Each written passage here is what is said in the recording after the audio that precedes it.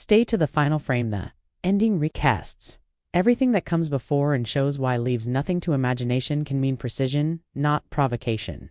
Brit's set is all architecture and intention, posture that edits the picture, light that sculpts instead of shouts, choices so exact they read like a thesis.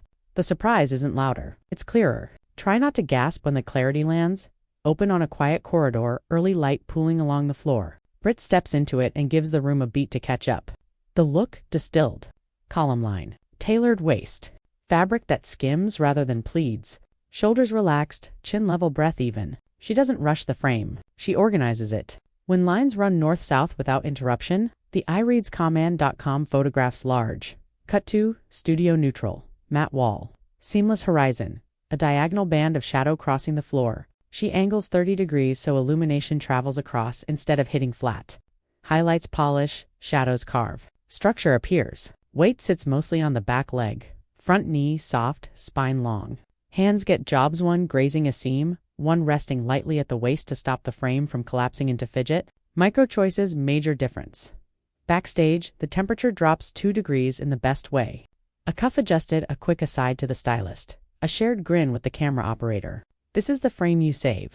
The split second after the pose dissolves and presence remains. Perfection doesn't anchor a picture, kindness and poise do. The lens knows the difference. Color enters like a thesis footnote, ink to anchor, mineral to lift, winter white close to the face to bounce light into the eyes. Accessories are surgical, one slim chain, a small cuff, a single ring, spark, then silence. Editing with restraint is the loudest whisper, and it carries across a feed. We move to texture, raw canvas, a low cube, a narrow blade of light. Brit plants through the ball of one foot and lifts through the crown as if usable air exists above her head. Geometry without stiffness.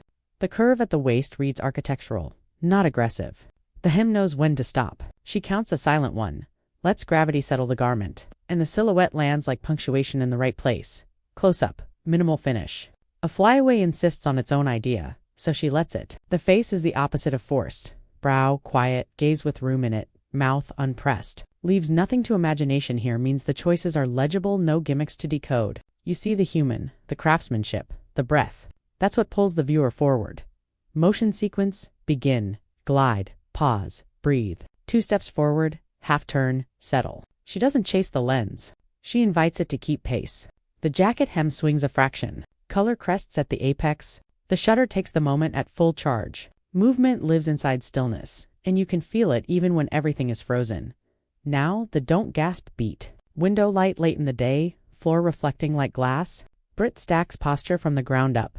Feet parallel, hips squared, ribs knit, shoulders down. Slow inhale, slower exhale. Jaw unclenches and the neck lengthens. The jawline arrives without effort. Light planes across the collarbone with surgeon-level precision. When tension leaves, presence becomes measurable. Exterior shift. City blur turns to soft bokeh.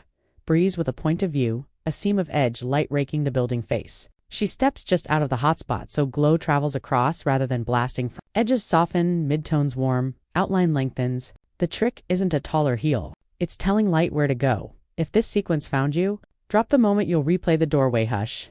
The window lights stack, the corridor gasp, the color crest swing, the golden hour margin, or that last monochrome breath. Save the stance, borrow the breath, and let the light travel across, not at you, the simplest edit you'll ever make.